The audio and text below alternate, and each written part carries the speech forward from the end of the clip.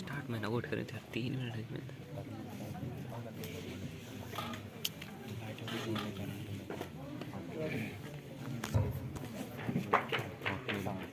है नमन इस मातृभूमि को, विश्व का सिरमौर भारत। है नमन इस मातृभूमि को, विश्व का सिरमौर भारत। तप तपस्या साधना की, तप तपस्या साधना की, शौर्य का प्रतिबिंब है भारत, शौर्य का प्रतिबिंब है भारत। स्वर लहरियां उठ रही है देश तेरे साधना की, स्वर लहरियां उठ रही है देश तेरे साधना की। कोटि हृदय में बसी है, कोटि हृदय में बसी है चाह तेरे आराधना की, चाह तेरे साधना की। इसको कैमरा क्या हुआ लाइट चमका। परम सम्मानित निर्णायक मंडल के सभी सदस्यगण एवं इस खूबसूरत सभा में उपस्थित सभी दर्शकगण एवं श्रोतागण, सभी को मेरा नमस्कार। मैं दीपक कुमार आज आपके समक्ष नागरिकों में कर्तव्य की भावना के प्रति अपने विचार व्यक्त करना चाहूँगा। आज हम अपने नैतिक कर्तव्य भूलते जा रहे हैं, इसलिए हमें संविधान में इन्हें अलग से रखना पड़ रहा है। क्यों? क्योंकि हमारे जो नैतिक कर्तव्य हैं हम उन्हें भूलते जा रहे हैं। जब हमारा संविधान तैयार हुआ था 26 जनवरी 1950 को, तो इसमें कोई भी नैतिक कर्तव्य नहीं था। बट 1976 में 42वें संविधान संशोधन के तहत हमें इन्हें अपने संविधान में जोड़ना पड़ा। क्यों? क्योंकि इनका कोई पालन नहीं कर रहा था। हमें संविधान द्वारा कुछ मौलिक कर्तव्य दिए गए, जैसे राष्ट्रगान का सम्मान करना, राष्ट्रगीत का सम्मान करना आदि आदि कई कर्तव्य, 11 कर्तव्य हमें इस तरह से कुल दिए गए हैं।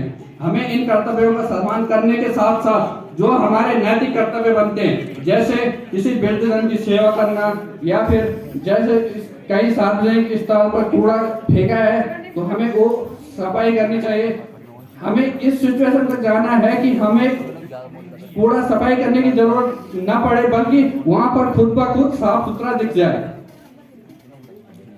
नैतिक कर्तव्य का हम अपने अधिकारों को तभी अच्छे ढंग से उपयोग कर सकते हैं जब हमने अपने मूल कर्तव्यों का सही से निर्वहन कर रहे हैं। अगर हम अपने मूल कर्तव्यों का सही से निर्वहन नहीं कर रहे हैं तो हमें अपने मौलिक कर्तव्यों का पूर्ण लाभ नहीं मिलेगा। उपयोग कर सकते हैं जब हमने अपने मूल कर्तव्यों का सही से निर्वहन कर रहे हैं।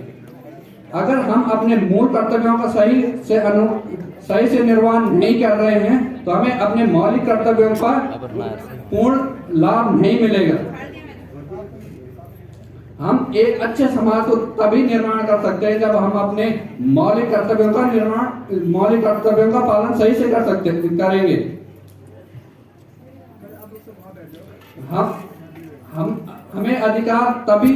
हम अधिकारों का पूर्ण रूप से उपयोग करेंगे, तभी जाके हम अपने मौलिक कर्तव्यों का पालन कर सकते हैं। हम एक अच्छे समाज का निर्माण करने के लिए प्रत्येक व्यक्ति को आगे आना चाहिए, न कि एक व्यक्तिगत आदमी को। अगर एक व्यक्तिगत आदमी अपने कार्यों को करके अपने जीवन को सुख समृद्ध कर सकता है तो क्यों ना वो सामूहिक रूप से कार्य करके इस समाज को आगे क्यों नहीं बढ़ा सकता है। हम एकजुट होके अपने देश को समृद्धि, सुख, शांति और प्रगति के रास्ते पर आगे बढ़ा सकते हैं। अंत में मैं अपनी वाणी को प्रारंभ देने से पहले 2 शब्द कहना चाहूंगा। मैं सोया हुआ था, मुझे लगा जिंदगी बहुत खूबसूरत है। मैं सोया हुआ था, मुझे लगा जिंदगी बहुत खूबसूरत है। जब मैं जागा तो मुझे लगा जीवन कर्तव्य है। जब मैं जागा मुझे लगा जीवन कर्तव्य है। धन्यवाद।